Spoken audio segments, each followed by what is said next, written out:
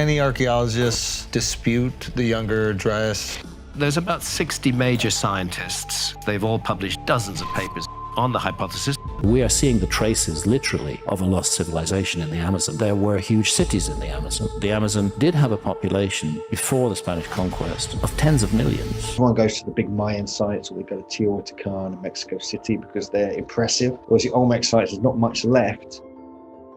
I've been to these sites several times now, all of them. To me, the obvious answer is we are dealing with the fingerprints of a lost civilization that mapped the world and that left evidence of that mapping. Otzi is a Neolithic mummy, a natural mummy, so called because his embalming process was not intentional. It was the arid and cold weather of the extreme altitude of the Tyrolean mountains where he passed which was responsible for this mummification, and it was so complete that he was preserved as he fell for more than 5,000 years. Due to this exquisite level of preservation, there are numerous fascinating details that were discovered. Otzi, for example, was covered in tattoos, but these were found to be medicinal tattoos, hash lines and marks made over old injuries, the pain of the tattoo helping to mask the pain of the injury. Otzi was about 45 when he passed, having lived a hard life and already grizzled by the hard world he lived in, and he carried numerous fascinating artifacts which eventually helped us unravel the mystery of his passing. Thanks to the analysis of his stomach contents and the pollen therein, we've been able to map out his path through the elevation of the mountains. It seems that Otzi was actually driven into the mountains, forced to flee for his life. He had eaten 2 and 8 hours before his passing, and had eaten the meals at different altitudes, showing that he was forced to continue marching through the mountains. We now know that he initially descended into the valley, worked on his tools, and was there accosted. He suffered a defensive wound to the palm of his hand as he tried to block the blade of a stone implement, managing to escape his pursuers, and then worked on repairing his arrows. Then something happened which drove him even farther into the mountains. Likely as he fled for his life, he would be hit in the back with a stone-tipped arrow at high altitude, which eventually ended his life. But Otzi wasn't robbed. He had a very valuable and very rare copper adze with him, and yet none of his belongings, even the fine tools, were taken. This likely means that whoever ended him knew him, wanted to do him harm, and chased him into the Tyrolean mountains with the pure intention of ending his life. But why? To this day, the mystery slowly unravels as we make greater discoveries about the life of Neolithic humans in southern Europe. Next is the Rosetta Stone. Perhaps the single most critical and influential discovery in the history of Egyptology, the Rosetta Stone was the key which unlocked the Egyptian written languages, allowing researchers to finally translate hieroglyphics and Demotic script. The Rosetta Stone is one of numerous stones carved on the command of King Ptolemy V, containing a decree which established a divine cult of their leader, worshipping the young king as a new god. But the decree itself has taken a backseat in terms of the influence and importance of the way in which the decree was carved. The stele is comprised of 3 large paragraphs, each saying the same concepts and words but in slightly different translations. The fact that the same message was written almost word for word in 3 different languages on the same stone allowed researchers to use their knowledge of ancient Greek to then translate the Egyptian languages left behind. This opened up the possibility for researchers to actually understand the vast amounts of writing all around the ancient Egyptian empire. It was so critical to our understanding of the ancient Egyptian language that to this day, the phrase Rosetta Stone means anything which unlocks a significant discovery or paradigm shift. The discoveries of the great necropolis of Saqqara and numerous other sites would mean far less if we didn't know how to translate the writings that surrounded them.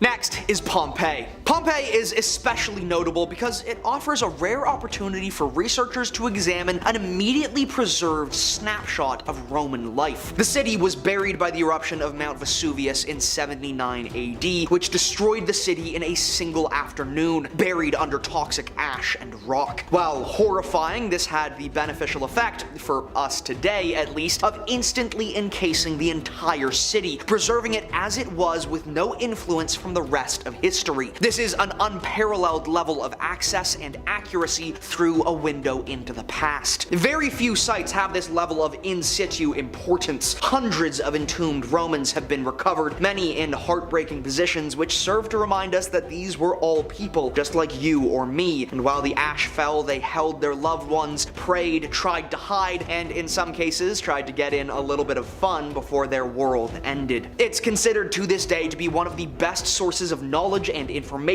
on the daily life of a Roman citizen within the empire. Next is Sutton Hoo. Sutton Hoo was one of the first and most complete discoveries coming from medieval England ever discovered, especially in 1937 when it was initially uncovered. The site consists of two large burial mounds from the Anglo-Saxon period, each of which is a ship burial, where a large warship was dragged ashore and filled with graved goods and the deceased before it was then buried under a mountain of dirt. This dirt burial allowed these sites to remain untouched for 1,300 years, preserving their contents shockingly well. Inside were numerous fascinating and highly ornate artifacts, many of which were made of finely worked gold and other precious metals and stones. This exquisite find of hundreds of artifacts and almost entirely preserved ships was actually discovered by an amateur archaeologist, Basil Brown, who did an exceptional job of excavating and preserving the site until it was taken over by professional archaeologists from nearby universities. To this day, excavation continues as more and more details about the East Anglian Anglo-Saxons and their time in Britain is revealed. Next are the Dead Sea Scrolls. The Dead Sea Scrolls are a collection of ancient scrolls discovered in the West Bank before it was invaded and occupied. The scrolls are incredibly critical pieces of history which reveal a significant amount about what life was like 23 to 1900 years ago for the people of the Levant. Much of this has been critical to our understanding of Jewish and Middle Eastern history and has given a great insight into the past of the Levant. Hundreds of scrolls were recovered, and yet only a few of them have been able to be deciphered. Many of these scrolls spent centuries in the salt of the Dead Sea, and they have aged considerably over the millennia. Many of them are simply too fragile to handle or even unravel, and so instead, researchers are developing new techniques and technologies which X-ray the scrolls and analyze the patterns of ink pigmentation along with numerous other details which, when put into a computer program, can be formed into a 3D render of the scroll, which can then be digitally unraveled and read. This has only happened for a few scrolls, but is very promising and will possibly lead to even more formally unreadable scrolls becoming founts of historical knowledge. Next is the Khambhat Gulf. During a routine pollution survey in the Gulf of Khambhat, researchers stumbled upon the remains of an ancient city, which was a surprising find. Using sonar technology, they detected geometric shapes beneath the sea's floor, revealing eventually a vast city complex covering about 24 square kilometers. This remarkable discovery could change our understanding of history as we know it, with some claims that it predates the Bronze Age Indus Valley civilization, previously thought to be the oldest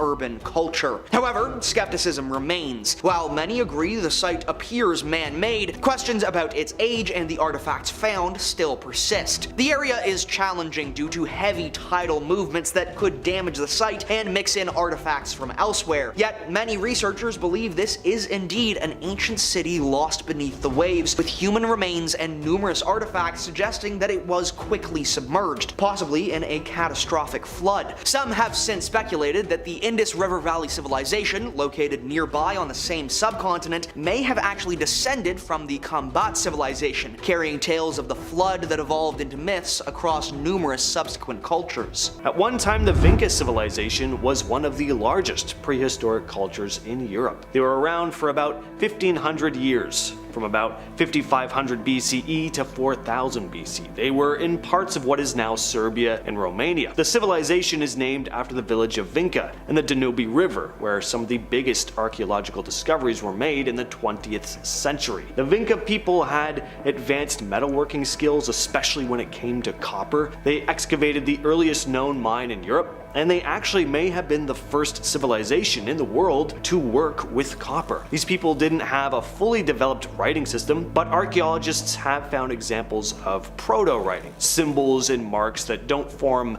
a language necessarily, but may have been used as a kind of early form of communication. Their society was also quite organized. Their homes were carefully planned with designated areas for waste disposal. They've also found children's toys during excavations like animal figures and rattles. The Zapotec civilization, ever heard of them? They're usually overshadowed by the more famous Aztecs and Maya, but they were one of the earliest cultures in Mesoamerica. They were pioneers when it came to agriculture and developed one of the first writing systems in the region. Their biggest city was Monte Alban, built around the 5th century BCE. It was around for around 1200 years and at its peak housed around 25,000 people. The ruling class was made up of priests, warriors, and artists overseeing the lower classes, and they subjugated nearby areas, assimilating them into their civilization.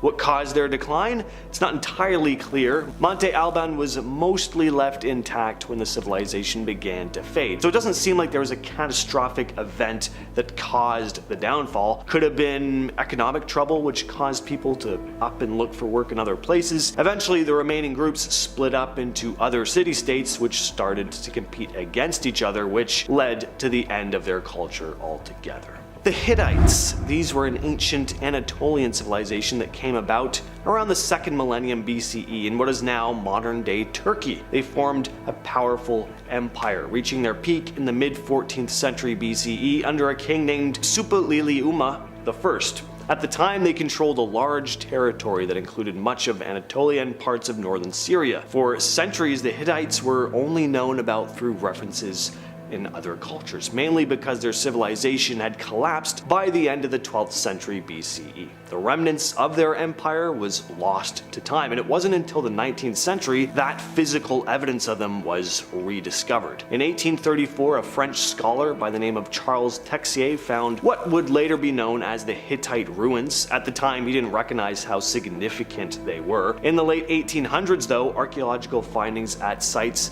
like Tepe revealed trade records mentioning the land of Hatti. Then in 1906, archaeologist Hugo Winkler uncovered over 10,000 clay tablets inscribed in cuneiform, one of the oldest known forms of writing. And these tablets revealed tons of stuff about the Hittite Empire and how it was governed, their culture, and their language. The Nabataeans were an Arab civilization that lived in northern Arabia and the southern Levant. Their most famous city, Petra, is in modern-day Jordan and was a major trading hub that connected a number of trade routes across the region. The Nabataeans lived between the 4th and 2nd centuries BCE and built a kingdom centered around trade, becoming pretty wealthy and influential. They were very independent, able to fend off several attempts by empires including the Romans to control them, but in 106 CE, Emperor Trajan annexed their kingdom into the Roman Empire. The Nabataeans still managed to preserve a large part of their culture though, which included finely crafted ceramics and very distinctive architecture, like the rock-cut buildings found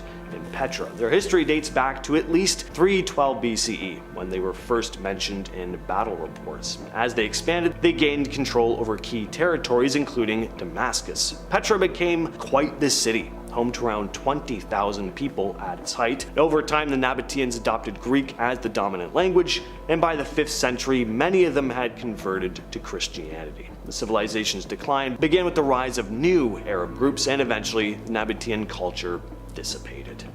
The Clovis people. These were an ancient group that lived in North America around 13,000 years ago. They're known for their stone tools, especially their fluted projectile points called Clovis points. The Clovers were some of the earliest known human inhabitants in North America.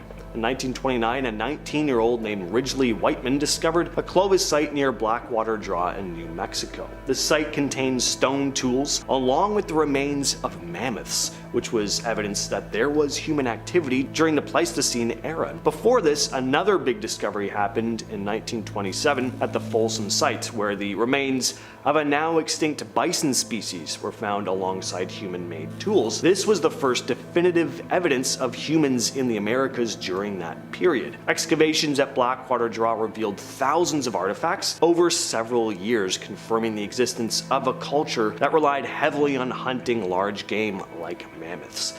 The Clovis people were highly mobile hunter-gatherers, but their culture didn't last forever. As the megafauna began to dwindle, so did the way of life for the Clovis people. That, along with the extinction of mammoths, which they may have relied heavily on for food.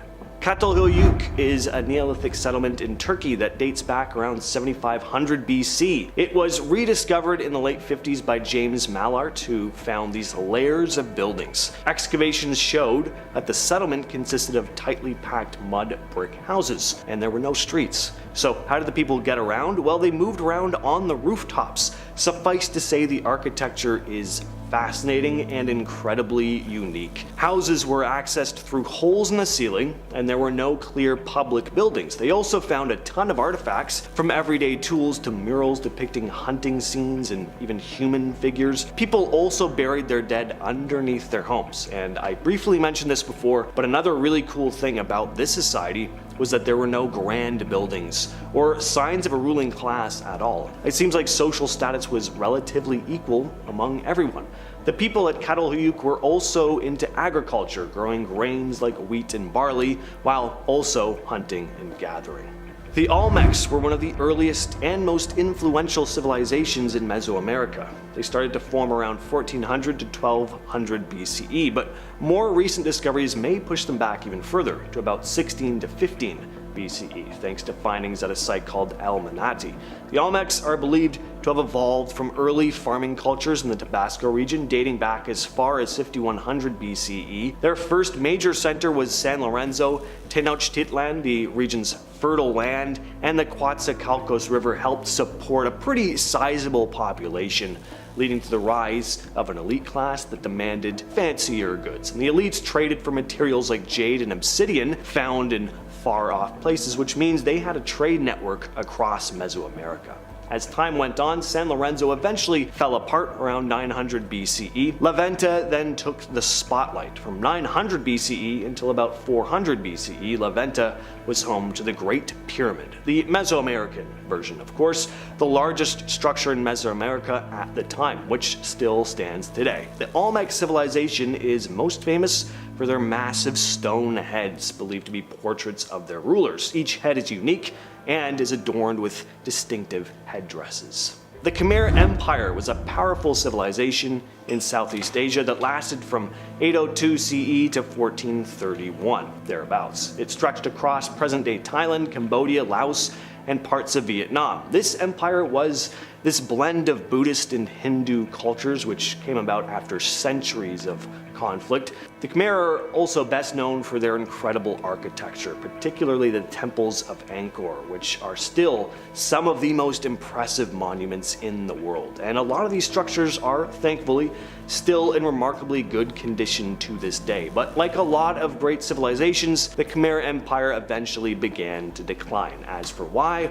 Well, one possibility is that the migration of Thai people slowly encroached on Khmer territory, similar to how Germanic tribes moved into the Roman Empire. This gradual takeover may have weakened the Khmer's political influence over time. Others think that constant warfare is what did them in. Another theory is that there could have been changes in the climate that messed with their agriculture. If rainfall patterns changed, the Khmer might have struggled to maintain their farms, and mass amounts of people would have had to leave. The Nabta Playa people lived in southern Egypt around 6,000 to 11,000 years ago. They were primarily nomadic, moving around in search of food and water. Eventually, some members began to settle in the area, forming a more permanent civilization. As the climate started drying out, the region transformed into a desert, which would have sucked for them, but it did help preserve a lot of the artifacts that they left behind. One of the most famous things they left behind is the stone circle of Nabta Playa, which is the oldest known astronomical site on Earth.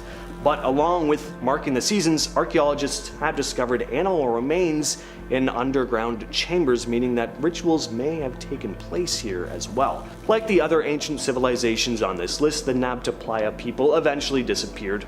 Climate change played a major role in their decline, pushing them to migrate and adapt elsewhere. And finally, the Minoan civilization lived on the Greek island of Crete from around 3000 to 1000 BC. They were a distinct culture recognized as the early ancestors of later ancient Greek society. The Minoans had pretty interesting religious lives, which included animal sacrifices, big festivals, and a number of cults celebrating nature and fertility. Egyptian hieroglyphs reference the Minoans, and from this we can determine they were active traders. They were also skilled in arts, coming up with beautiful pottery and intricate frescoes, but their civilization fell away, and one theory is that it was thanks to a volcanic eruption in the nearby Santorini Islands, which could have unleashed all these devastating tsunamis and ash clouds. Another theory comes from the Greek historian Herodotus, who thought that plagues and diseases might have been the cause. But like most of the ancient civilizations on this list, we don't know exactly how they disappeared.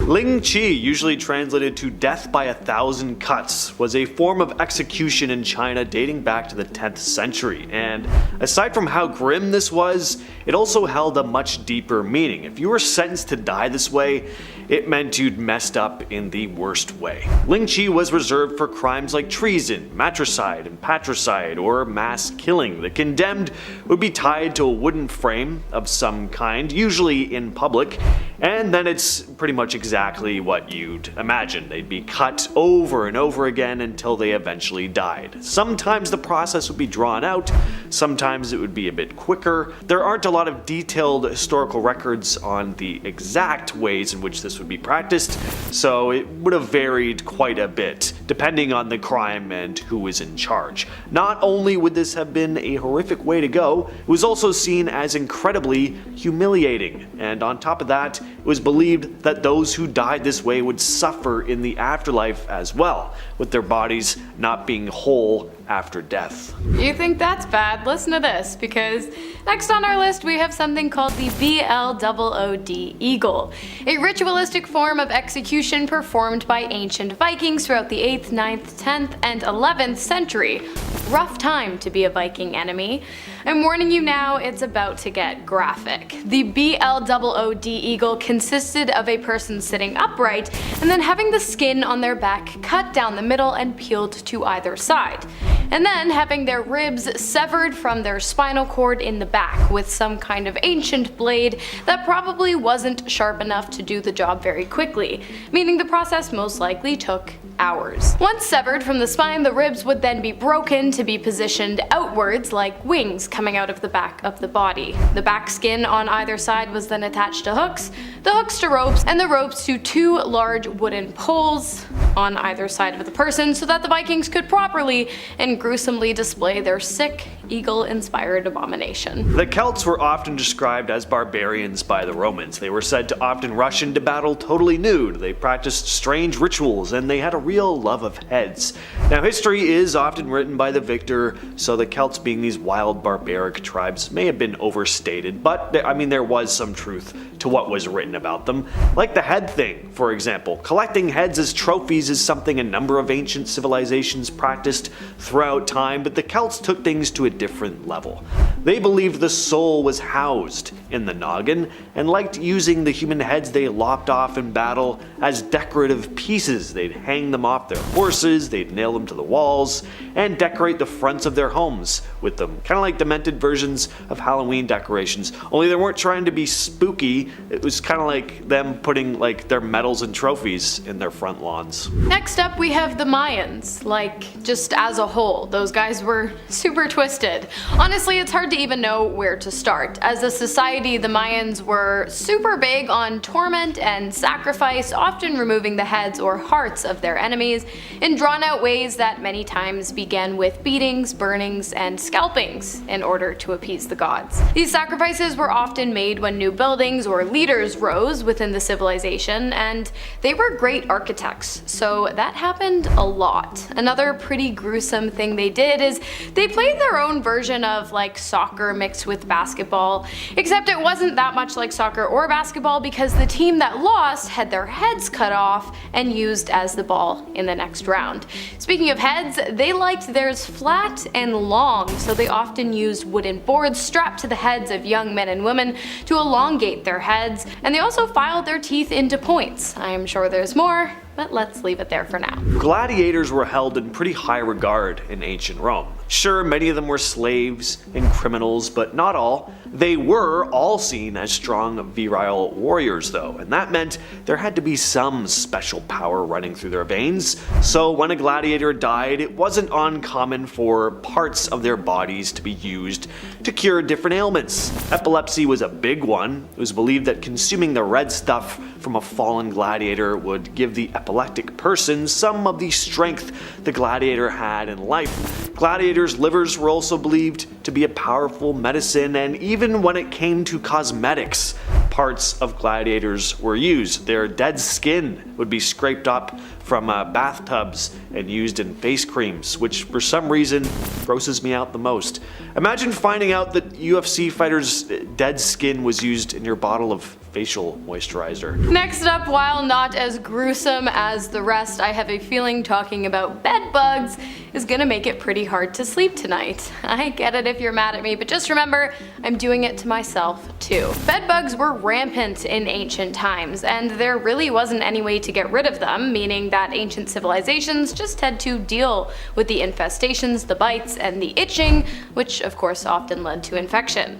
The oldest bedbug specimen found in Egypt was 3,500 years old, and it was discovered in 1999. But recently, at the Mile Point Cave site in Oregon, researchers discovered an even older member of the bedbug genus that lived over 11,000 years ago and would have likely fed on hunter-gatherer civilizations who seasonally frequented the caves.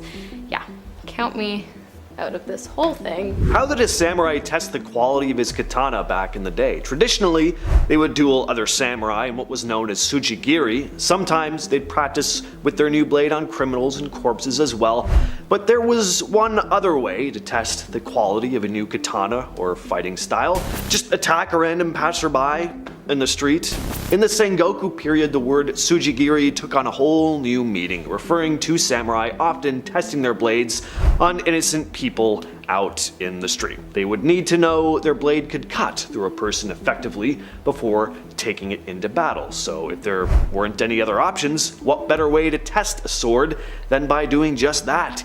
Usually the victims would be commoners wandering the roads alone at night.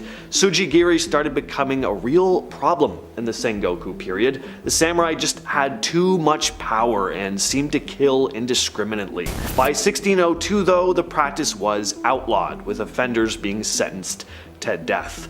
But that didn't mean it just stopped immediately. In the early years of the Edo period, innocent people were still being sliced up in the street. Here's something gross about the ancient Egyptians. Not only did ancient Egyptian men love the company of beautiful women, some of them really didn't care whether or not the woman was alive or dead. And so, as was typical in ancient Egypt, when a man died, he was embalmed right away, but when a beautiful woman died, she was actually left to decay for 3 or 4 days in order to make her less desirable to embalmers tasked with working on the preservation of her body.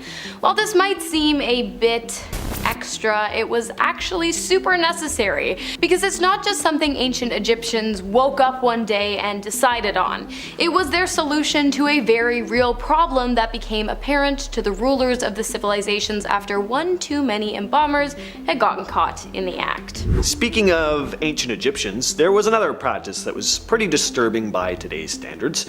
It wasn't uncommon for servants to be buried alongside their deceased masters, especially those of high rank, like pharaohs. This practice was seen as an honor, not a punishment. Egyptians believed strongly in an afterlife where they would continue their existence, and it was important to make sure there was a smooth transition. Being buried with their master meant the servant could continue serving them in the afterlife.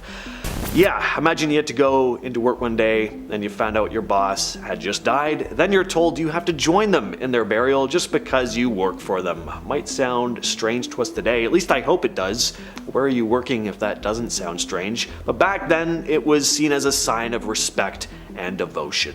And finally, let's talk hygiene. While when you think of ancient civilizations, your mind generally does not jump to self-care and cleanliness, rituals of cleaning and freshening up did exist back then, although they may as well not have. For this last point, I'm going to be specifically talking about ancient Roman hygiene, which, for starters, consisted of toothpaste fashioned out of powdered rat brains and using one's own urine as mouthwash. I love history movies, especially ones like Alexander the Great, but it's times like this that I'm super glad they haven't created some kind of 4D viewing experience that allows you to follow the movies with all 5 senses, especially smell. Oh, and remember a few years ago when toilet paper went flying off the shelves and people who didn't get to it in time started seriously freaking out? Well, the Romans wouldn't have minded because their toilet paper was actually just a sponge tied to a stick that they shared. Oh, and due to methane buildup caused by a lack of irrigation in ancient times, their toilets often exploded. Oh, and their band-aids were made of cobwebs, but that's all the time we have for you today. Starting off our list today with the peoples of Nan Madol, who lived approximately 1,200 years ago in the ancient city Nan Madol off Pompeii, Micronesia, located in the western Pacific, about 2,500 miles southwest of Hawaii. The civilization lived on the east side of the island, but the materials used to build their civilization were only ever available on the west side. And so the people of Nan Madol must have journeyed from one side of the island to the other in order to retrieve the 750,000 tons of heavy basalt they used to construct their intricate structures. By the way, the average modern-day cruise ship only weighs about 250,000 tons, so these materials would have been about triple that. And not only did they have to move these materials, they had to carve and shape and stack them too. I mean, clearly they did a great job, seeing as many of their structures still stand today, but it was also done without any concrete or mortar whatsoever. It's literally just the weight of the stones that have held ritual sites, temples, and tombs together to this day. It is an amazing achievement, but historians truly have no idea how the civilization could have possibly done what they did without the assistance of modern-day technology. It's a true historic mystery. When it comes to mysterious ancient Mesoamerican civilizations, the Mayans are usually the first to come to mind, but probably even more mysterious are the Olmecs. You look up Olmecs on Google Images and you'll see tons of pictures of their beautifully crafted sculptures, but not a whole lot is really known about their culture or why they disappeared. They were one of the earliest civilizations in the Americas, living in what is now southern Mexico, around 1200 to 400 BCE. From what has been left behind, they were a pretty advanced civilization, but even still, so much about them has been lost to time. They're probably most well known for their colossal stone heads, massive sculptures, some weighing as much as 40 tons, often depicting human faces. The fact that the Olmecs transported and carved them without the type of technology we had today is pretty impressive. They may have also developed one of the earliest known writing systems in the Americas, but only a few inscriptions have ever been found, and they're hard to decipher. They seem to influence later cultures though. Their art style, some of their religious symbols, they appear in other Mesoamerican societies that came along after the Olmecs had vanished. So maybe they just dispersed and formed into other societies. Next up, we have the peoples of Göbekli Tepe, an 11,000-year-old ancient civilization in southeastern Turkey, found in 1994, that is believed to have built the world's very first temple, and archaeologists and historians have absolutely no idea how they could have done it. Only 5% of the site has been excavated to date, but so far the ruins of 20 circles of rock pillars, which with each pillar weighing up to 50 tons and most measuring in at almost 16 feet high, engraved with animal carvings and human forms, were located at the site of Göbekli Tepe, with no clues as to how the massive formations could have possibly been erected in the prehistoric world. The structures created at Göbekli Tepe are comparable with the achievements of the great pyramids, which came roughly 7,000 years after the first temple was built. While scientists studying the site have absolutely no idea how it came to be, they have theorized that it was used for either ancient rituals or as an ancient observatory. Basically, they have no idea what's going on here. They're stumped and they're confused. What was it? Baffled, bobbled, bobbled. They don't understand. I love the idea of lost ancient civilizations, ones that may or may not have actually existed. Makes you wonder if there's this lost period of time similar to what Robert E. Howard depicted in his Conan stories. One supposedly lost civilization you don't hear about often, though, is the lost continent of Mu. So according to the story, Mu was a large landmass somewhere in the Pacific Ocean, home to an advanced civilization. The continent is said to have sank beneath the waves thousands of years ago. So, a lot like Atlantis. Mu is often said to be pretty much the same as Lemuria as well. The idea of Mu became popular in the late 19th and early 20th centuries thanks to writers like James Churchward. Churchward claimed to have discovered these ancient tablets in India that told the story of Mu. He described it as a highly developed society with sophisticated knowledge of science and technology, but there's said to be no verifiable evidence of Mu or Lemuria. The idea that an entire continent would just sink like that in such a short amount of time is just not really how it works. The land may break apart and drift over time, but it wouldn't just vanish without a trace. Still though, there could be a grain of truth behind the legend and others like it. Stories of Mu might be based on real events that have just been misinterpreted over time or embellished. Could be referring to smaller islands that were submerged, for example. Next up, we have the Kofun tombs, 16,000 ancient tombs, the largest of which is over 1,000 feet wide and 1,600 feet long, which is twice as long as the largest tomb in the Great Pyramid of Giza. The Kofun tombs are located in Japan. They are tightly sealed, and for some reason, they also look like a giant keyhole. Historians assume that the Kofun tombs were built for the 16th emperor of Japan, Emperor Nintoku, who supposedly died in 399 AD at the age of 109. But since they have yet to excavate the sacred site, there is really no way to know for sure. Right now, it's really just one big mystery, and it's looking like it might stay that way, unfortunately, or fortunately, because the grounds are classified as a sacred religious area. Trying to enter them is illegal, and trying to dig them up would surely land you at least 1 or 2 years behind bars. I think we should maybe just let this one rest and remain a mystery. Sometimes it's nice to wonder. Next, we head to China with the Sanxingdui, an ancient culture and archaeological site found in 1986. It's one of the most mysterious archaeological finds in China. Now, there were clues about an ancient society in the area discovered all the way back in 1927, but a much larger scale excavation was carried out in 1986 after workers digging a ditch stumbled on these 2 large pits filled with thousands of artifacts, which turned out to be over 3,000 years old. The Sanxingdui culture produced incredible art and craftsmanship, unlike anything seen from other ancient Chinese cultures. Included in the artifacts were bronze masks, gold and jade items, and intricate statues. One of the biggest mysteries of Sanxingdui is why the civilization suddenly vanished. The artifacts seem to hint that they were a highly developed society, but there aren't any written records or any clear explanations for why they would have disappeared. It also seems like they were different from other ancient Chinese cultures. Their art and their artifacts are so unique that they don't seem to fit with the known history and development of ancient China. So when it comes to who these people were and what their culture was like, we really can't say for sure. Next up, we have the Boskop man, a potential prehistoric, now extinct, human-like species that could have lived as recently as 10,000 years ago and might have had craniums much larger than our own. It is estimated that their brains could have been up to 30% larger than our own, and if that was the case, their IQ would have been around 149.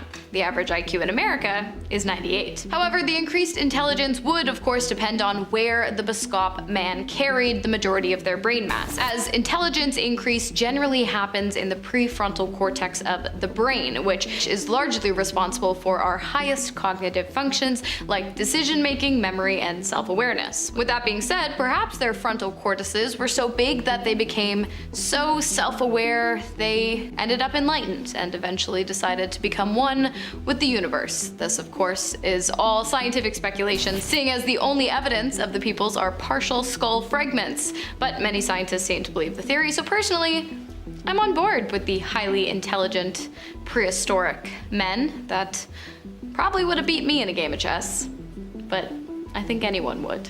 I suck at chess. Next on the list, we have the city of Cahokia, which is located in what is now Collinsville, Illinois. At one time, it was a thriving city built by the Mississippian culture. Today, visitors can't explore the city, or what's left of it anyway. There's not much. It is pretty cool though. It just looks like a series of oddly shaped hills, but these hills weren't naturally formed. They're man-made dirt mounds that were once home to thousands of people. Cahokia started as a collection of small villages around 1050 AD, but by 1250, it was one of the largest settlements in the Americas. But then it was mysteriously abandoned or destroyed. We still don't know exactly what happened. There are no written records from that time, and there wasn't a whole lot of archaeological evidence left behind. Next up, we have my favorite. I don't care if you don't care about it. It's Atlantis, the peoples of Atlantis. And before you run to the comments to tell me you don't believe it or you've heard it before, sit back, relax, and listen to some evidence you might have not heard before. Did you know that there are actually records of Atlantis written by the ancient Greek philosopher Plato, who described the city being located just outside the Strait of Gibraltar? For centuries, people thought that Plato was off his rocker. Many people still do. But what many people don't know is that while everyone is out searching for the lost city in the deep ocean, it might have already been found in space. Well, it was discovered from space, and it's located in Mauritania, Africa.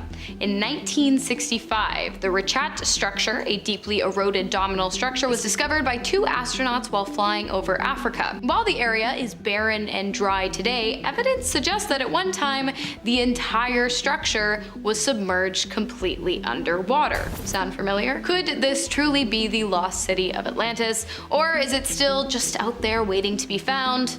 Or if you think it doesn't exist, you're wrong. And finally, we have what are known as the Big Circles, mysterious structures found in a number of locations across the Middle East. The massive circular shapes are only visible from above, and they're made of stone walls or small stone mounds. They've been spotted in different locations in the region, mainly in Jordan and Syria. But what were they built for? Nobody really knows. One of the strangest aspects of the Big Circles is their age, which is hard to even figure out without any artifacts connected with them or any written records. Archaeologists have found it tough to date these structures accurately, leading to a lot of debates about their origins and even the cultures that might have created them. Lots of theories have come about in the attempt to unravel the purpose of the circles. Some researchers have said that the circles served as burial sites.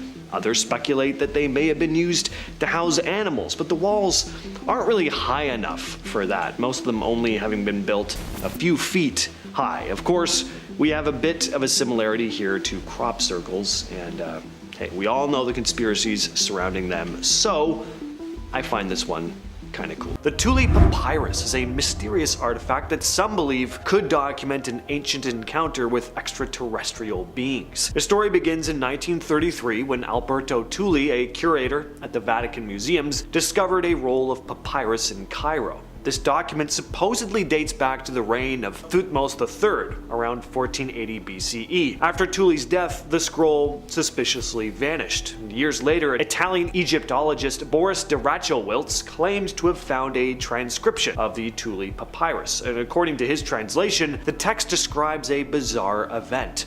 On a winter day, a disk appeared in the sky, approximately 164 feet long and 16.5 feet wide. The disk reportedly emitted a foul odor and had no visible head. As it approached, people were so shocked that they hit themselves in confusion. Then more discs appeared, shining brighter than the sun, followed by fish raining down from the sky. Pharaoh ordered incense offering to calm the Egyptian god of Amun-Ra and mandated that the occurrence be recorded for posterity. The Ica Stones, which come from the Ica province in Peru, are made up of a type of volcanic rock. They vary widely in size. There's small palm-sized pieces to massive boulders over 1.5 feet across. What's interesting about these stones is what's carved on them. They seem to depict an unknown ancient civilization with astonishingly advanced technology. The figures are shown in scenes with all this complex technology and medical practices. Some stones depict surgeries like heart and brain operations, C-sections, organ transplants. There's also images that suggest knowledge of astronomy, with figures looking at the stars through telescopes, and carvings of flying machines and spaceships, or at least what looks a lot like them. So how could a civilization capable of such advanced technology have existed so long ago, and how is there no physical evidence of them outside of the images carved on these stones? No ruins, no artifacts, no remains have surfaced to support the existence of this society. So are these genuine relics of a long-lost civilization, or are they just hoaxes? The Dropa Stones are a series of mysterious artifacts that some claim are around 12,000 years old. These granite discs are said to feature inscribed markings that tell the story of an extraterrestrial crash landing on Earth. According to the legend, in 1937 an archaeological expedition in the Bayanhar Mountains in China, led by researcher Chi Pute, discovered 716 of these discs, along with the remains of beings with thin bodies and large heads. The story goes that after years of study at the Academy of Prehistory in Beijing, Chinese archaeologists managed to translate the markings. They said that the discs were created by extraterrestrial beings following a crash. Their research was published in an academic journal by one of the archaeologists named Su Nui, but the findings were highly criticized, and Nui was met with so much ridicule that he eventually just left the country, starting a new life in Japan,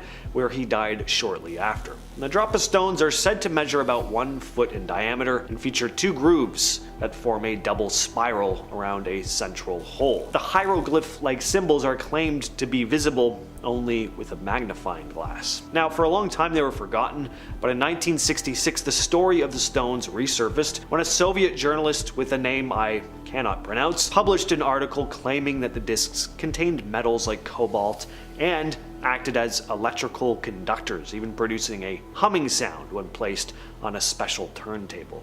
Till this day, though, we don't know where the stones are or if they really did exist. The Wandjina are figures in Aboriginal Australian culture known as cloud and rain spirits. You can find their rock art in the Kimberley region of Western Australia, with some paintings dating back around 4,000 years. According to local legends, the Wandjina came to Earth to create, teach, and guide the Aboriginal people. Eventually they disappeared, with stories saying some went underground while others returned to the sky, appearing as moving lights at night. What's really interesting is how the Wandjina are depicted in the artwork. They're drawn with big eyes and light skin, which looks very similar to the classic gray alien images many describe in modern UFO encounters. So it makes you wonder, were these ancient spirits inspired by actual alien encounters? Dagu statues are these little figures from Japan's Jomon period, dating back to around 14,000 to 400 BCE. The humanoid and animal statues have these exaggerated features, especially when it comes to their big eyes and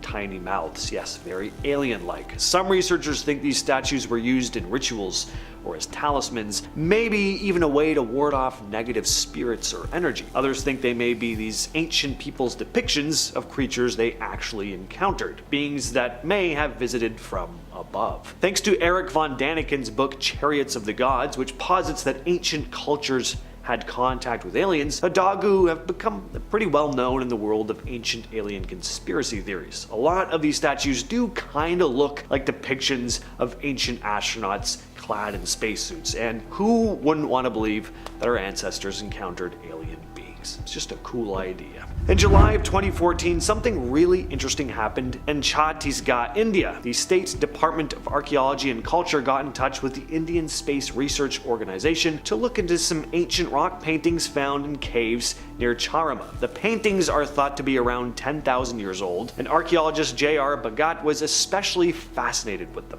He believes that these paintings might show that ancient humans may have been looking to the stars and wondering about life beyond our planet. Some of the paintings depict large humanoid figures coming down from the sky, and a few of them look like they're wearing helmets or something resembling antenna. There's also a disc-shaped craft with 3 legs, or maybe rays coming out from it. It's pretty hard to look at some of these pieces and not think of aliens. On top of that, there are legends of beings called the Rohilla people, or the small-sized ones, who supposedly landed in round flying objects and took people from the village, never to be seen again.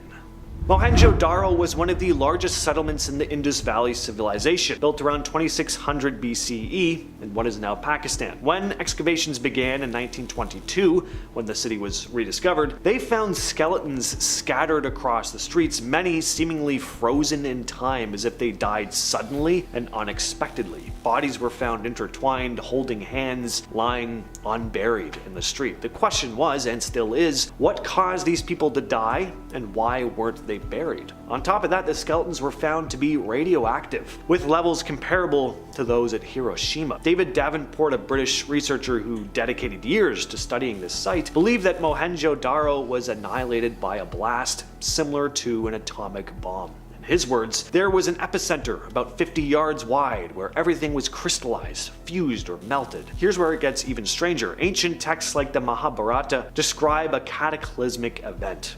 White hot smoke that was 1,000 times brighter than the sun reduced the city to ashes. According to Davenport, this destruction might have been tied to ancient conflicts involving aliens who could have had a hand in the fall of the city. The Vinca figurines are artifacts which were discovered in what is now Serbia, dating back around 5,500 years. They were created by the Vinca culture, known for having a pretty advanced society long before written history. And these small clay figures often depict animals and humans, or at least humanoids. Just look at these things. They're pretty strange looking. A lot of them have very unusual features. They almost look like reptilian creatures. So what are they supposed to be, and what were they used for? Well, we don't know for sure, but some believe they could represent deities or fertility symbols. Others think they may be representations of extraterrestrial beings.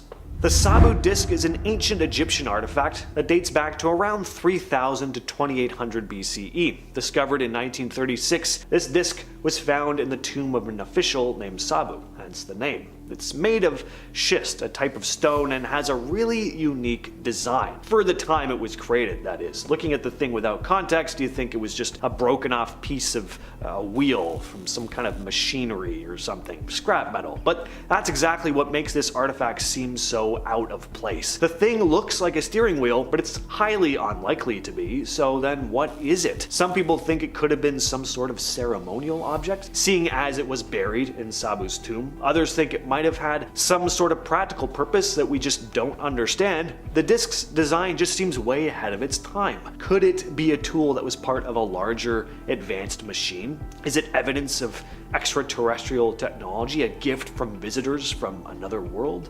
Till this day, we still don't know. The Iud object was discovered in Romania in 1974. It's this wedge-shaped metal piece that was discovered during construction work. First glance, it might seem pretty ordinary, but it isn't. Some have speculated that it could be of extraterrestrial origin, or just an origin we don't understand. And there are some compelling reasons for that. For one, there's the composition of the material. The wedge contains aluminum and silicon along with other metals, which is strange because aluminum wasn't really known or used until the 19th century. The thing is, the wedge of Iud was found in sand alongside the bones of mastodons, suggesting it's much older than aluminum technology. And the patina coating the object indicated that it had been lying there for thousands of years, leading some to think it could date back to a time when ancient humans just didn't have the technology to to create something like this. This has led to theories that it might have been part of an alien spacecraft, or some kind of other advanced device that they left behind. Could it be evidence of ancient aliens visiting Earth and interacting with our ancestors? Again, we just can't say for sure. Were there really giants roaming the Earth in ancient times? Well, with cases of massive 8, 10, 12, even 18-foot bones being unearthed? It certainly seems like there's more to our history than we're often taught. Let's check it out. So pictured here is a man named Les Eaton lying next to a skeleton in a doctor's office. Keep in mind, Les Eaton was 6 feet tall, and this thing just dwarfs him. The skeleton was discovered in 1933 near Steelville, Missouri. A young boy had been searching for arrowheads when he stumbled on something a little more interesting, a skeleton measuring over 8 feet in length. The skeleton was in pretty good condition, too. A local doctor named Dr. Parker had it displayed in his office for a while, allowing people to come and gawk at the sheer size of the remains or lie next to it and have someone take a photo of them. Eventually, it was sent to the Smithsonian Institution for further study, but that's really all the information there is about this guy. After it was shipped off, it was never heard about again. There's been little to no follow-up information available, so it's definitely understandable why some people think there could be something sus going on here. 8 foot plus would be considered giant today, so imagine all the necks that would have broken looking up at this guy sometime between 1000 and 200 BC, when the average height of a female was merely 5'1" and the average height of a male was 5'8", which, to be fair, isn't that far from the average height of men and women today, with women coming in at 5.4 and men 5.9. Still, the discovery of an 8 foot 1.5 inch skeleton was a massive find when it was excavated near a massive burial mound in Ohio back in 2012. At the time, the skeleton belonged to the tallest man ever recorded in human history. Of course, today that record has been broken by 9.5 inches, but still. Along with the incredibly tall skeleton, lead researcher on the project, Hugh, found many other bones of unusual size, including what he described as a giant jawbone. Oh, and all of the bones found at the site were authenticated by the Smithsonian Institution. So you can rest easy tonight knowing that this giant prehistoric man was 100% undeniably real. Or you can toss and turn through nightmares of him chasing you through a dark forest. It's your choice. Back in 1870, a story came out in the paper about the discovery of an 18-foot skeleton. Not the skeleton of some gigantic animal either. No, this was said to be a human skeleton, or something resembling a human. Really hard to say if an 18-foot tall giant can be classified as simply a human. Now, could this one have been an incredible exaggeration or a hoax? Of course, but it is really fascinating that this was a story that had been published in a newspaper. The story came out in the Oil City Times in 1870. It read, "On Tuesday morning last, while Mr. William Thompson, assisted by Mr. Robert R. Smith, was engaged in making an excavation near the house of the former, about half a mile north of West Hickory, they exhumed an enormous helmet of iron, which was corroded with rust. Further digging brought to light a sword, which measured 9 feet in length. After some little time, they discovered the bones of 2 enormous feet. Following up on the leads they had unexpectedly struck, in a few hours' time they had unearthed the well-preserved remains of an enormous giant belonging to a species of the human family, which probably inhabited this and other parts of the world, at the time of which the Bible speaks when it says, 'And there were giants in those days.' The bones of the skeleton are a remarkable white. The teeth are all in their places and all of extraordinary size. When he was in the flesh, he must have stood 18 feet tall in his stockings. These remarkable relics will be shipped to New York early next week. These remains were found about 12 feet under the surface of a mound which had been thrown up probably centuries ago." Sometimes the government hides things from the public in order to keep us safe, and sometimes the government hides things from us because they want to keep us dumb, which is probably the case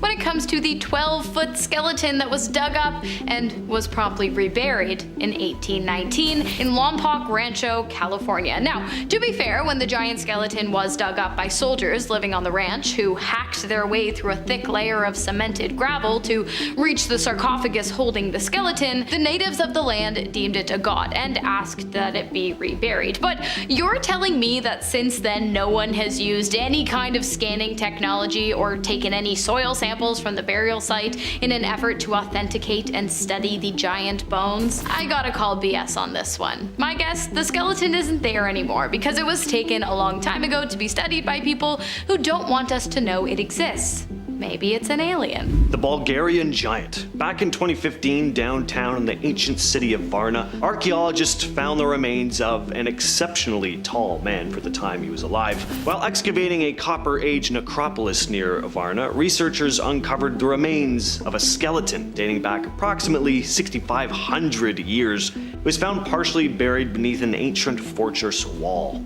positioned east-west, with its hands placed on the waist, which was how a lot of burial practices happened at the time. The skeleton was much taller than the average person of that era, close to 7 feet in height. The skeleton was found in a carefully dug grave, meaning the big tall man likely held a high position in their society.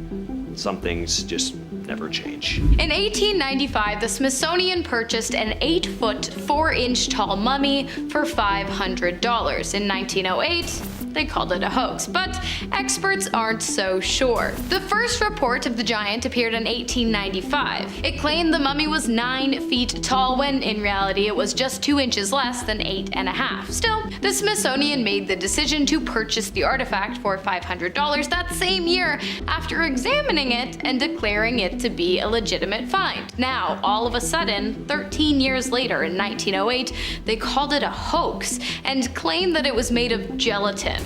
I really don't know how a bunch of America's best scientists could have possibly missed that for an entire 13 years. Not to mention it wasn't cheap. $500 back then is equal to well over 14 grand today, and the Smithsonian didn't have the same funding in the 1890s that it does now. I'm just saying something's not adding up, and what's even stranger is that something quite similar happened in Oklahoma around the same time. A mummified giant measuring in at 8 feet 5 inches was put on display, only to disappear shortly after word began to spread. It sounds a bit like a cover-up if you ask me, which you kinda did. I mean, you clicked on the video. Even the New York Times came out with an article about a giant. Back in February of 1902, an article came out with the title reading New Mexico Discovery, 12-foot giant found. According to the article, a discovery was made near an ancient burial ground. Luciana Quintana, a landowner, had found 2 stones with mysterious inscriptions, and beneath were bones from a frame that was estimated to be at least 12 feet long. Excavators said they found a 4-foot-long forearm and a well-preserved jaw, with lower teeth ranging from the size of a hickory nut to that of a large walnut. That was how they just described sizes back then, I guess, just used nuts. The giant's chest reportedly had a circumference of 7 feet. I wonder how many nuts that is. At the time, they speculated that thousands of other giant skeletons were waiting to be found. Legends had been told by early Spanish invaders about giant humanoids roaming the plains, and Native American carvings also seemed to depict some race of massive human. Directly after a groundbreaking discovery made in 1959, lead researcher Donald Dregu was quoted saying, "The individual was of large proportions. When measured in the tomb, his length was approximately 7 feet 2 inches, and all of the long boxes were very heavy." The skeleton in question was found in Serpent Mound in West Virginia inside of a burial mound containing at least 5 other skeletons, a clay bench, and a fire basin, which might explain why the top half of the 7-foot 2-inch skeleton was burned. Well, it explains how, not really why. And it also doesn't explain why the bones of the skeleton were unusually heavy either. At the time the discovery was made, it was massive, but nothing really came of it, leading myself and many others to wonder why.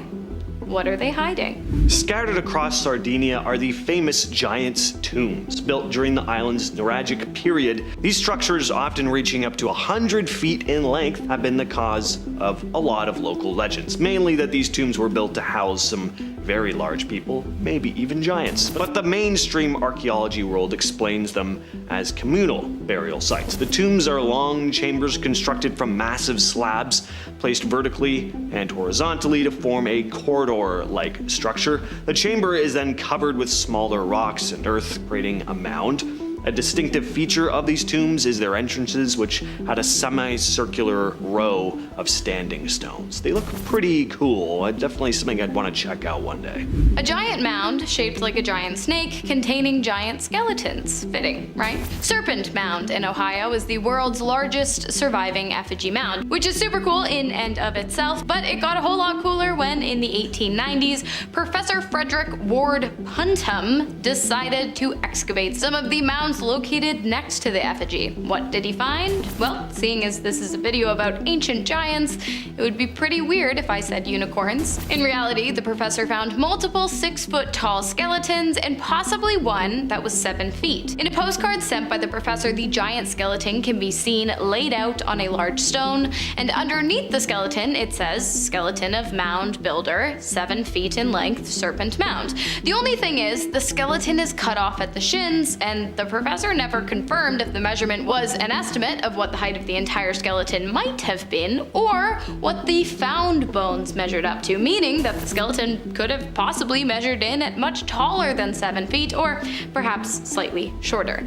Again, the discovery didn't really go anywhere. It kind of just fell off the face of the earth, leading us to wonder why.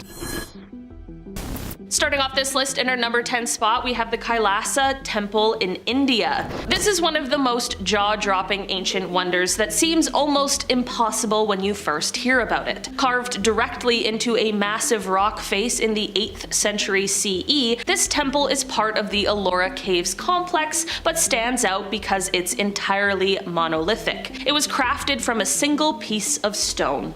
What's even more astonishing is the method of its construction. Artisans started at the very top of the rock and excavated downward, a technique that required impeccable planning and precision, since any mistake could ruin the entire structure. The temple is adorned with incredibly intricate carvings depicting deities, mythical creatures, and elaborate scenes that showcase the artistry of the time. Dedicated to Lord Shiva and designed to represent his Himalayan abode, Mount Kailash, the Kailasa Temple, isn't just a feat of engineering, it's a masterpiece that continues to baffle and inspire architects and historians. Can you imagine creating something so magnificent without the aid of modern technology?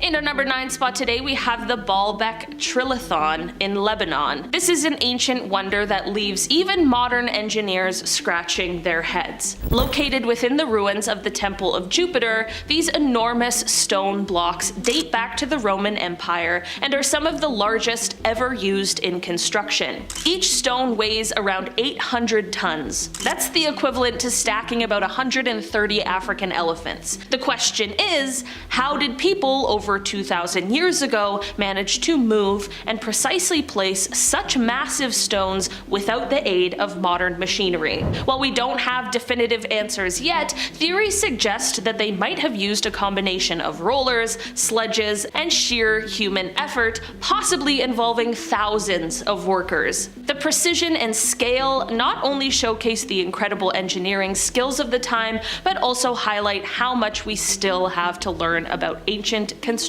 techniques.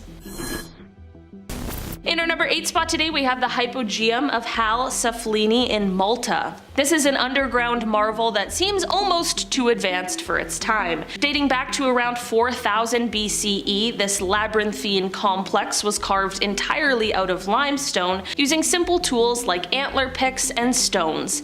It spans 3 levels filled with halls, chambers, and winding passages that could easily get you lost.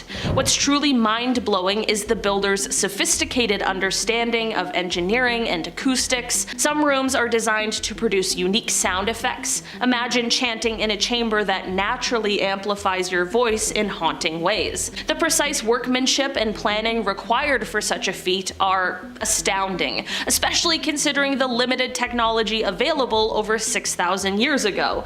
The Hypogeum not only served as a necropolis, but also stands as a testament to the incredible ingenuity of ancient civilizations.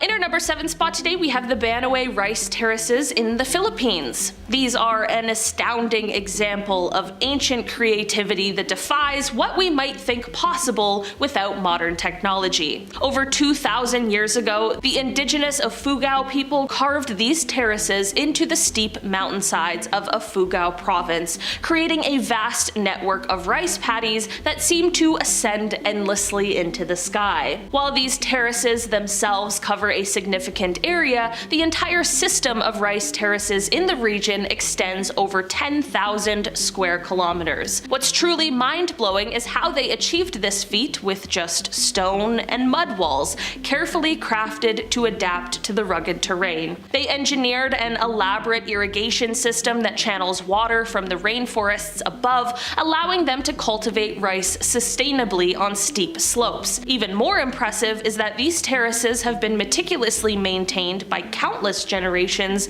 all without the aid of modern tools. In our number 6 spot today, we have the rock-hewn churches of Lalibela in Ethiopia. These are mind-blowing feats of ancient engineering that seem almost impossible even by today's standards. Carved directly into solid volcanic rock during the 12th and 13th centuries, these 11 monolithic churches weren't built in the traditional sense. They were sculpted from the top down out of a single, massive rock. Each church sits below ground level, nestled within deep trenches, and they're all interconnected by a maze of tunnels and narrow passages. The workers had to plan everything with incredible precision because one mistake would ruin an entire structure. What's even more fascinating is the level of detail inside these churches. Ornate windows, intricate carvings, and perfectly shaped doors, all hewn from the surrounding rock. Commissioned by the king with the aim of creating a New Jerusalem in Ethiopia, these churches stand as a testament to human devotion and sheer determination. The fact that they accomplished this without modern tools or machinery is nothing short of astonishing. It's one of those historical marvels that makes you rethink what ancient civilizations were truly capable of achieving. In our number 5 spot today, we have the Great Zimbabwe Ruins, which of course are in Zimbabwe. These are an astonishing glimpse into a medieval African civilization that flourished between the 11th and 15th centuries. Serving as a royal palace for the Zimbabwean monarch, this ancient city is renowned for its massive stone walls built entirely without mortar, a construction technique that's pretty mind-blowing even by today's standards. The most iconic of these is the Great Enclosure, featuring walls that soar over 11 meters or 36 feet high and stretch approximately 250 meters in length. Crafted from meticulously cut granite blocks that fit together so perfectly, these structures showcase advanced masonry skills that leave historians and architects scratching their heads. How did they achieve such precision without modern tools? The sheer scale and craftsmanship of the Great Zimbabwe Ruins not only highlight the ingenuity of its builders, but also challenge common misconceptions about the technological capabilities of ancient African societies. In our number 4 spot today, we have the Sacsayhuamán Fortress in Peru. This is an ancient wonder that continues to baffle historians. Perched on the outskirts of Cuzco and constructed by the Inca in the 15th century, this colossal citadel showcases some of the most impressive masonry ever achieved. This fortress is built from massive stone blocks, some weighing over 100 tons, and here is the kicker. They're fitted together with such incredible precision that you can't can't even slip a knife blade between them. These precisely cut stones weren't just for aesthetics, their interlocking design was engineered to absorb seismic shocks from earthquakes, reflecting a sophisticated understanding of structural engineering that was way ahead of its time. The methods the Inca used to move and fit these gigantic stones remains a mystery, especially since they didn't have the wheel or iron tools. In our number 3 spot today, we have the Plain of Jars in Laos. This is an ancient mystery. Strewn across the Shangquang Plateau are thousands of enormous stone jars, some standing over 3 meters tall and weighing up to 14 tons. Carved from solid rock using iron tools more than 2,000 years ago, these jars were somehow transported over considerable distances, a feat that seems nearly impossible without modern machinery. What's even more mysterious is their unknown purpose. Were they part of ancient burial practices, storage containers for food or water, or perhaps used in fermentation rituals for rice wine? The lack of historical records leaves us with only theories. The sheer scale and precision involved in creating and placing these massive jars challenge our understanding of what ancient civilizations were really capable of. In our number 2 spot today, we have the Ziggurat of Ur. This is an awe-inspiring relic from the ancient world that defies our expectation of early human achievement.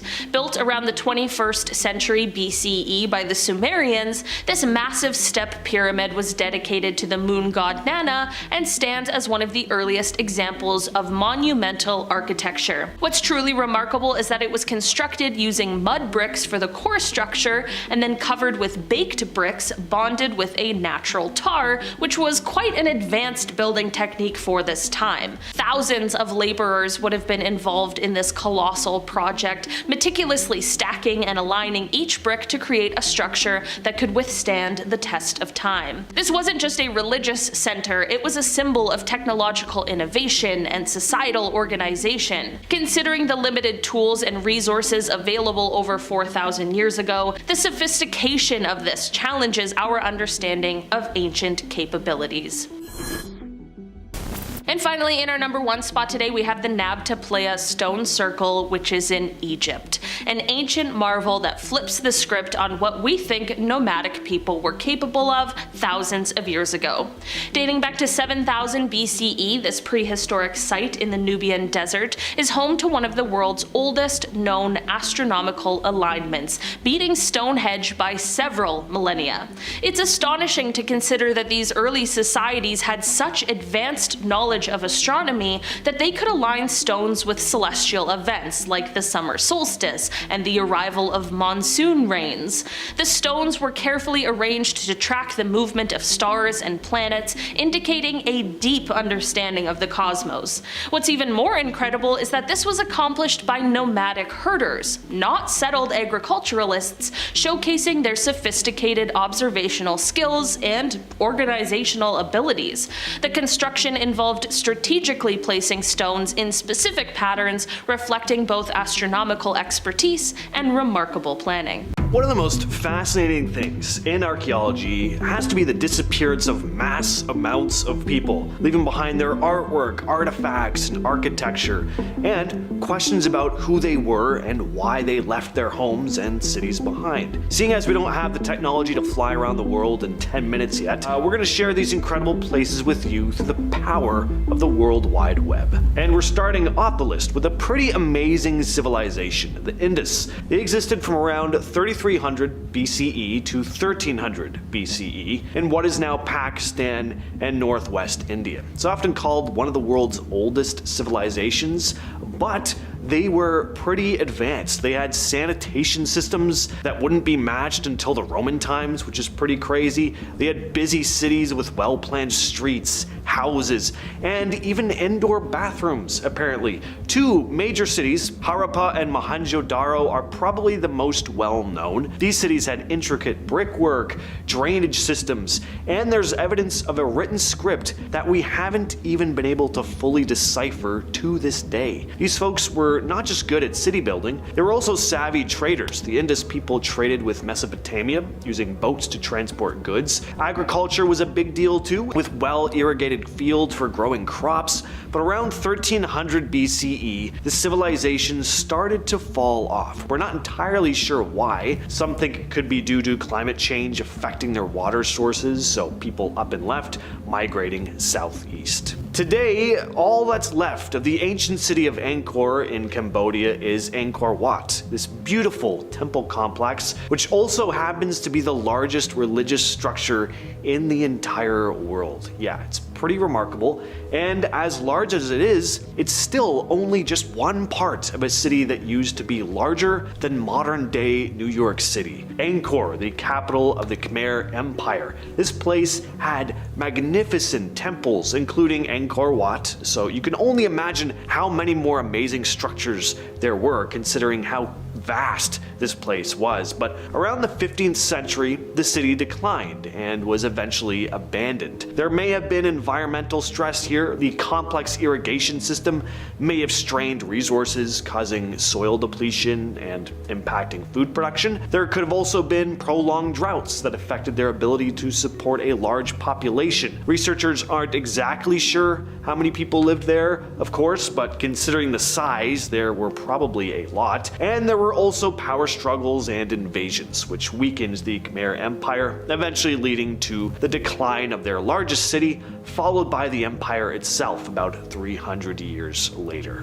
This next civilization was also pretty incredible, but things didn't end quite as smoothly for them as the first point on this list. Rather than people just moving and settling somewhere else because of issues with agriculture, it looks like things ended pretty violently for the Anasazi. The Anasazi were an ancient Native American people who lived in the Four Corners region of the United States, where Colorado, Utah, Arizona, and New Mexico meet. They were skilled builders, creating these impressive homes that were carved into the sides of cliffs. These dwellings were kind of like the skyscrapers of their time. They towered over everything else in the region until the 1880s, when actual skyscrapers came into play. But for as advanced as they were, things did not end well. The theory is that they were dealing with a long-term drought, and deforestation was happening too. They were using up a lot of wood, probably for building and cooking. Add water management issues to the mix, and it's easy to see why things started to fall apart.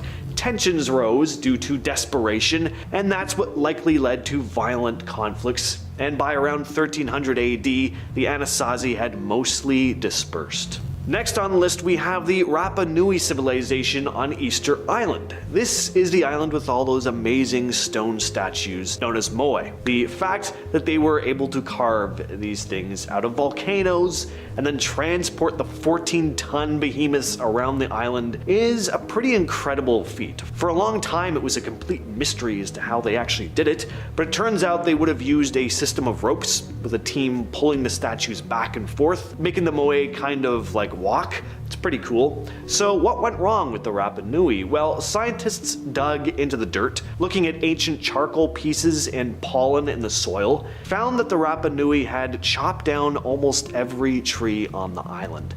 Then rats on the island were eating the tree seeds before new trees could grow, so the forest was completely wiped out. Without trees, the people lost their ability to make rope and canoes, and apparently they started burning grass to make fire. This was all pretty bad, and you can bet tensions were high, and things would have gotten even worse when Europeans showed up in 1722. The first Europeans to set foot on Easter Island, you know, they did their thing. They didn't come in peace. It's about as classic as it gets, unfortunately. And if that wasn't enough, by the 1870s, waves of smallpox and a major Peruvian slave raid hit the Rapa Nui, and these were the last nails in the coffin for the already small population on the island. Next up are the Mississippians. The Mississippians were a group of Native American societies that thrived in the southeastern United States from around 800 to 1600 AD. They were known for building these complex societies with impressive mounds, and Cahokia was one of their biggest and most impressive cities. This place, located near present-day St. Louis, Missouri, was the largest pre-Columbian settlement north of Mexico. At its peak, it had a population of around 20,000 people, possibly even double that. It had enormous earthen mounds, including the famous Monk's Mound, which is still one of the largest man-made earthen mounds in North America, but it eventually fell. Around the late 13th century, the population began to dwindle, and by the 14th century, the city was largely abandoned. Nature slowly reclaimed the area. It's not very clear what led to the decline. There aren't explicit records from that time, but it was probably a combination of things, environmental and economic. Next on the list are the people of the Nabta Playa. So Nabta Playa is a dry lake bed located in the Nubian desert of southern Egypt. It has these archaeological remains dating back to around 10,000 to 6,000 years ago during the Neolithic period. The people who once lived here left behind evidence of their advanced understanding of astronomy and agriculture. They erected a stone circle kind of similar to the Stonehenge in England, which seems to be what they used to map the stars. Some archaeologists think these stone formations worked as an ancient kind of calendar, but other than the stone circles they left behind, we really don't know a whole lot about the people of Nabta Playa. Archaeologists and historians are still trying to piece together their daily lives, social structures, and what ultimately happened to them. The site seems to have been abandoned around 5,000 years ago, but the lack of written records from that time period makes it tough to pinpoint the exact reasons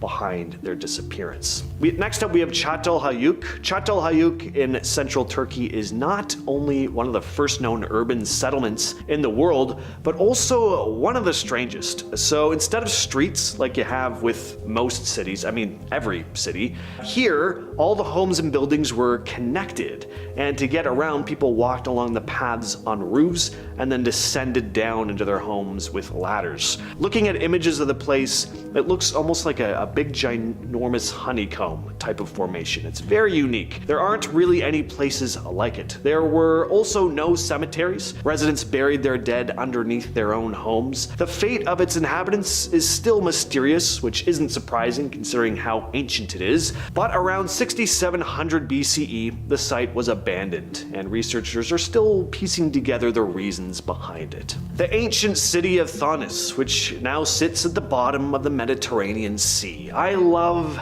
ancient underwater cities. There's just something so beautiful but eerie about them at the same time. So Thonis was an Egyptian city located near the mouth of the Nile River. It was one of the most important port cities in ancient Egypt, a thriving port city during the time of the pharaohs, a center for trade with Greece and other Mediterranean countries, and it played a big role in the Egyptian economy. The city had these grand temples and statues dedicated to the various gods and goddesses of ancient Egypt, but then it sank. There were probably natural disasters like earthquakes, and of course the sea levels rose, and for centuries this place was lost and forgotten until underwater archaeologists discovered its ruins in 2000, with divers finding well-preserved artifacts like statues, pottery, and religious objects. Alright, we gotta talk about it. The lost city of Atlantis. Atlantis was a legendary city first mentioned by the ancient Greek philosopher Plato, and according to Plato, Atlantis was this powerful and advanced civilization that existed around 9,000 years before his own time, so that's about 11,000 years ago from today. But it's still a complete mystery as to whether or not this place really did exist. A lot of uppity scientists say it didn't, but they also sound very not fun. It's said that Atlantis had a sophisticated government, advanced technology, and a prosperous economy. The Atlanteans were described as this powerful, warlike people who eventually became corrupt and decadent, leading the gods to punish them by submerging their island beneath the sea in a single day and night. The exact location of Atlantis is still unknown, and there are a lot of archaeologists that figure Atlantis, the whole story behind it, was really just a legend and an allegory rather than an actual place. Some of the rumored locations, though, range from the Mediterranean to Antarctica, but there's never been any definitive physical evidence of its existence. And finally, of course, we have the Maya, who created some of the most incredible architecture and artwork of any known ancient civilization. And not only were their cities and artwork spectacular, but their knowledge about astronomy was was unparalleled for the time. But around the 9th and 10th centuries, their cities, which once bustled with life, started to empty out, and that's always been a mystery as to why. It's hard to pinpoint an exact cause because parts of the civilization fell at various times. It was a wide-stretching civilization with various languages and practices across the board, but there are some ideas as to what happened. Environmental stress is usually a big factor. Could have been droughts or crop failures. Another thing could be overpopulation. Resources could have started running thin, and when there's overpopulation, there's more violence. Not a great recipe for a peaceful society. There might have been some political problems as well, with rulers losing control, causing internal conflicts.